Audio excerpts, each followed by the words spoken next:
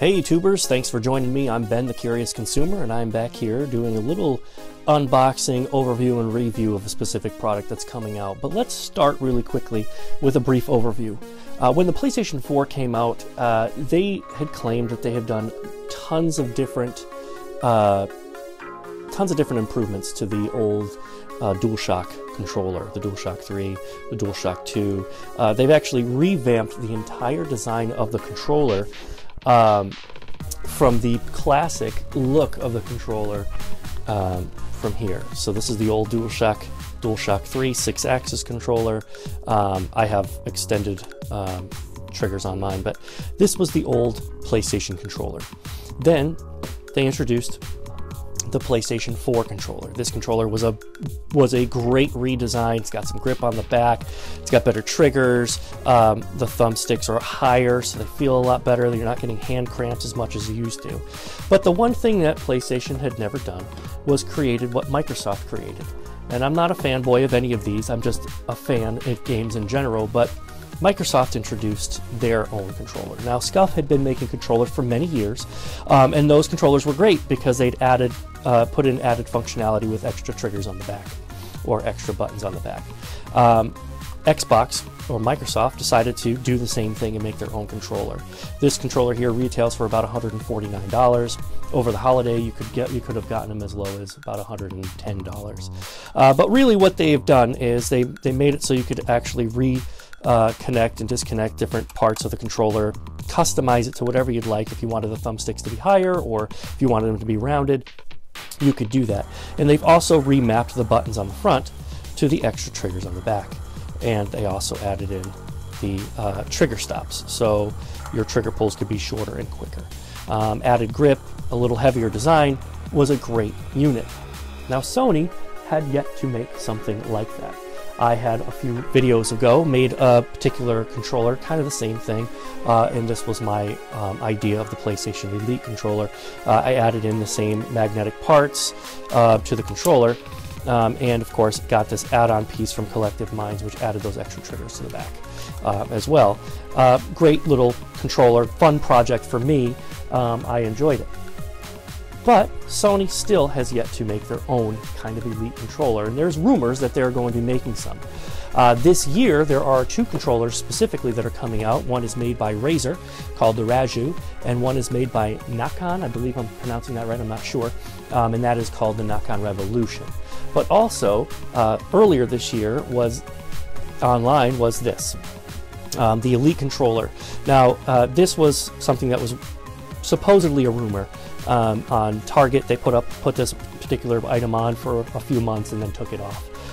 It took me forever to get this particular product in. I ordered it in November. I was going to do a review of this product back then. It is now almost January 1st because it's New Year's. Finally got this product in. I ordered it back then. But this product here is supposed to be another answer. This product itself retails for about $89.99 on Amazon. I purchased this myself in a pre-purchase program, which made the product $79.99 for myself.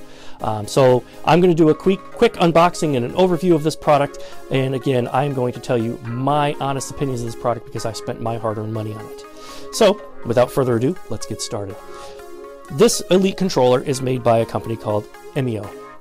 They make other parts and other things for different particular consoles, third-party devices and things like that. So this was one of their newer devices, this controller. And as you can see on the back here, you got the trigger stops. It's showing you some of the things around the box. On the back, it's showing you some of the things that come in the box. So you're going to get a directional pad, a platter. You get the triggers on the back, the thumb pads, and then some thumb pad grips, which I would never use those, so don't like those. Again, another part on the other side. It comes with one pair of thumbsticks, two pairs of joysticks, two interchangeable D-pads, and 4 back paddles with a preset configuration. And this has a really cool little magnet design on the box, so you can open it up and you can see the product right inside. So let's just dive right in here. I'm not going to spend too much time on that. So if I could just find the opening, there we go. The package itself, so that's the box, we'll get rid of that. The package itself comes in this felt plastic, which is well, I guess okay. Like a felt plastic. It's got a felt over the top. Inside here, you've got a dongle, so that makes this particular controller not wireless. So there's a dongle that you'll have to plug into your PlayStation in order to get that to work. It does come with a USB cable. Let's see about how long this is.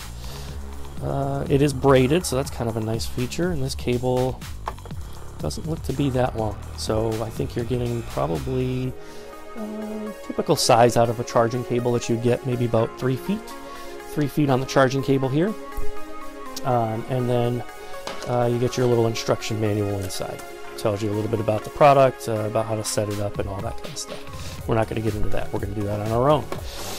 So let's get to the meat and potatoes. I always hated these plastic things. So there it is. There's the controller itself. Actually, doesn't have a big heft to it. It feels a little bit light for my taste. It reminds me of the PlayStation 6-axis controller. Maybe it's about the same weight as the PlayStation 3 controller. Actually, the PlayStation 3 controller is just a bit heavier, but does have the magnetic thumb grips there. Let's see if we can get all the parts out first before I get into the whole thing here. Sometimes you got to push from the back because these plastic felt things are kinds of a pain in the butt. I'll take these parts out.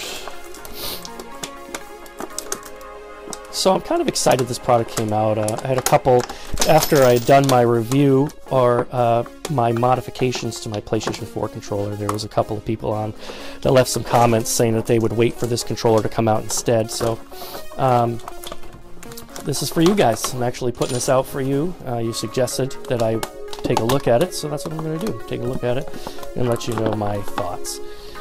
Well, I really hate these plastic back pieces here. Get all those pieces out and let's get rid of that. I really don't like those plastic thumb pads that go on the top. All right, so let's put this bad boy together. So I could just take the little thumbsticks and put them on top, and it connects. Not super magnetically, but they're on there. Feels pretty good. Little tin noise. I don't know if you can hear that little tin noise to it. This directional pad comes off, and you can put on your platter. I do like that this is not green like on my controller. This is black. I do like that. Taking a look around the back side here. Here are your trigger stops. So regular trigger pull, and then of course your modified trigger pull. And then you just have to put these particular pieces in. Oops, wrong one. Put those in for the buttons. A little tight on the holes there. That one okay.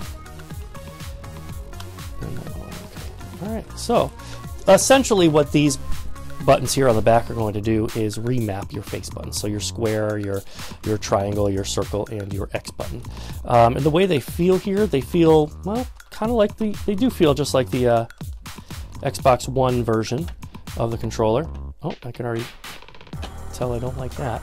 So looks like when you put the controller down, you can hear the metal hitting first. So the buttons are pressing on the actual base itself before. Let me see if I can just readjust some of these buttons and maybe that'll fix the issue. Nope. As you can see, it's hitting the construction is nice, but it's hitting the metal parts on the back. So the metal parts, the buttons on the back are actually touching the table, which I kind of don't like. But anyway, like I said, this is a review of the product.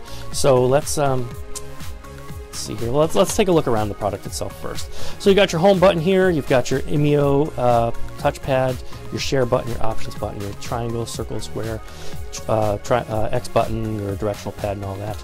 The top looks very similar to the Xbox One Elite controller. As you can see here, this is an Xbox One Elite controller in my right hand. This is the PlayStation controller in my left. Oops, here we go.